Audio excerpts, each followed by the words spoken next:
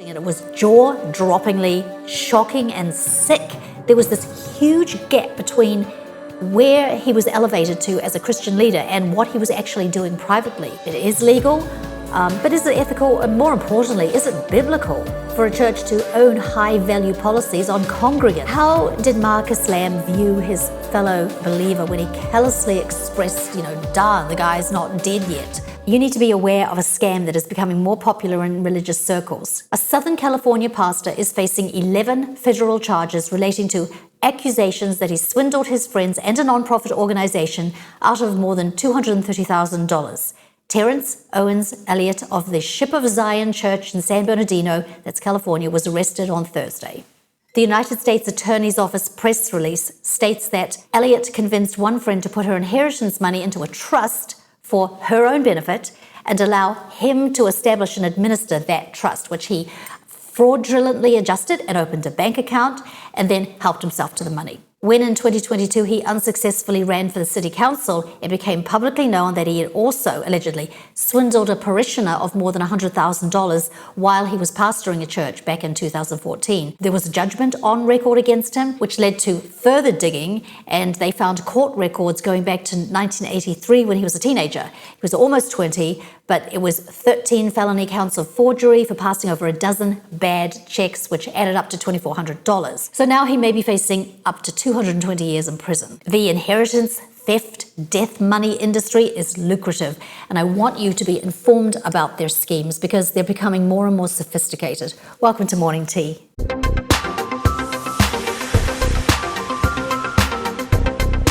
Hello, I'm Joanne, and I'm so glad you're here today. So back in January, Trinity Foundation published a story, the genesis of which was a comment about 6 years ago by Marcus Lamb, who's the founder of Daystar TV. He was out playing golf, and by the way, he has since passed away. But the surrounding golfers were disturbed when they heard him say about another golfer, "That man ain't dead yet." That comment was made in regards to the Lamb's ministry holding of a life insurance policy on that man. And Daystar, according to Trinity, has generated millions of dollars in profits from investing in life insurance settlements. In 2018, Daystar sued over a $10 million life insurance policy that they claimed to fully own, and a year later the court ruled in their favor. According to the investigation, it's believed that profit from that insurance settlement is how Daystar purchased its Gulfstream G5 jet back in 2020, which led to Inside Edition investigating the jet acquisition, and additional news that Daystar had purchased the jet 2 weeks after receiving a $4 million PPP loan. That was during the COVID crisis. So here's some of that footage. Was approved for almost $4 million of taxpayer money. But soon after, it purchased a multi-million-dollar jet. When the pandemic hit, Lamb's Daystar TV applied for the government's Paycheck Protection Loan Program, or PPP, to help pay employees' salaries and received $3.9 million. We've learned that just 2 weeks after being approved for millions of dollars in taxpayer funds, the church bought a private jet. It's a multi-million-dollar 1997 Gulfstream 5, like this. Lamb says they were able to buy the Gulfstream with proceeds from an investment and the sale of its old jet, not by using government PPP money. And he insists the jet is for ministry purposes. But is that always the case? In July, he flew with his family from his home in Dallas to Fort Lauderdale, Florida, where they posted these videos enjoying 8 days in the sun. Look how his family described the trip on social media. "Our amazing fam on vacay," wrote his wife, and his son posted lots of great memories made on our family beach vacation this year. But Lamb insists to Inside Edition that it was a, quote, working vacation, a leadership retreat with his family, who are ministers of the church too and were consumed with meetings. In September, Lamb and his family used the jet to fly to California for 2 days.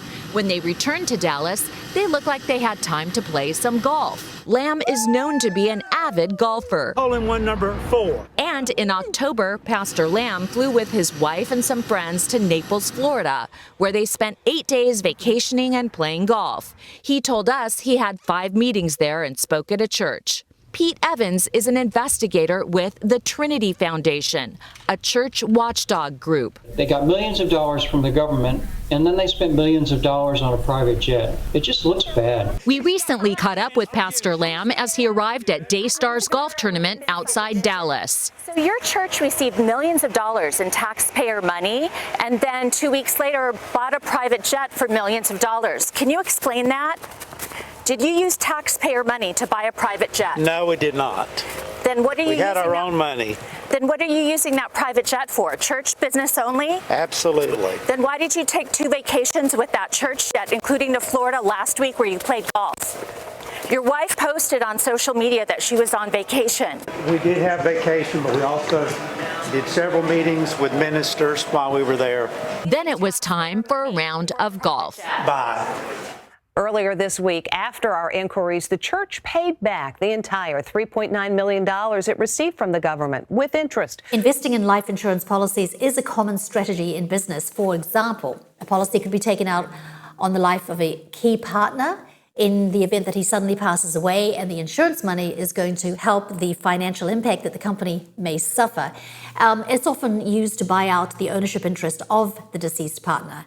And so churches have been following that lead. Now they're investing in life insurance settlements, and they may even pay for the monthly premiums. And then, of course, they receive the full benefit of the policy when the insured dies. It is legal, but is it ethical? And more importantly, is it biblical for a church to own high-value policies on congregants? I mean, how did Marcus Lamb view his fellow believer when he callously expressed, darn, the guy's not dead yet? What do you think? With the rampant systemic corruption in the institutionalized churches, there needs to be a change from the core, from the hearts of the people.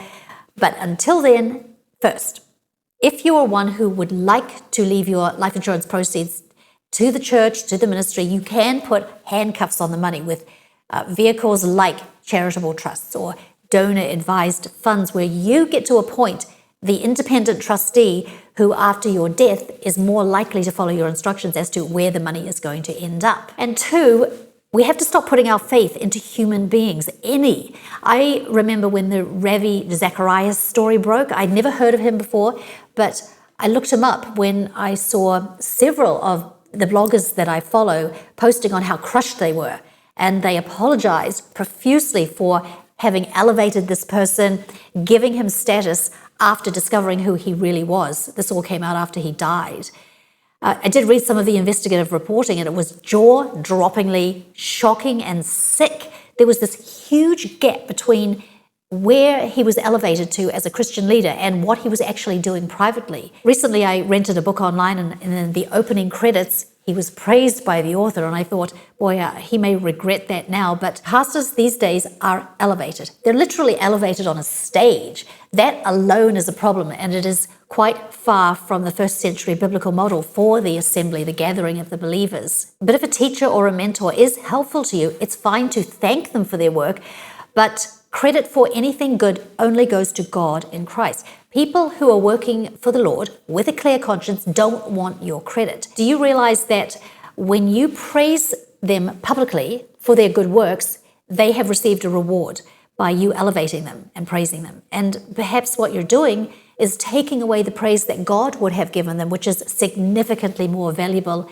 and an eternal reward. Don't take that away from them. The registered churches like Daystar that operate as a business but call themselves churches don't have to disclose their financials, and they're getting away with breaking 501c3 rules because the IRS has done little to nothing to enforce the rules.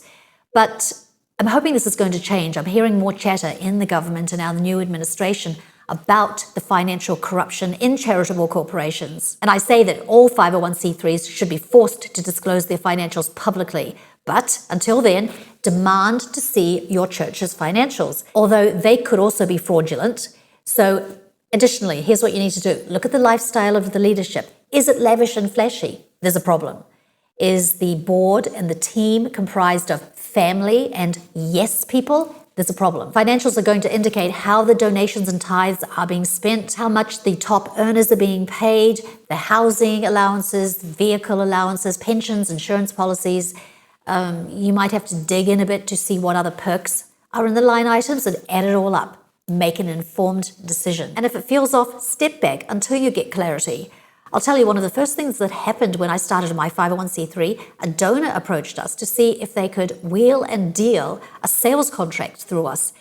Then I didn't understand what this procedure was all about, but I was told it was legal and there was some pressure put on me to cater to a donor. We did have an attorney on the board of directors and I ran it past her and she immediately said, "Not on your life." And thanks to the Lord, I didn't make a compromising mistake. But what I'm saying is if you can't understand things and you're feeling pressured, it's okay to prudently step away until you get understanding and then make a wise decision. Thanks for watching. Let me know your thoughts on this. And until next time, remember to look for the many, many blessings because they're all around you. Bye-bye.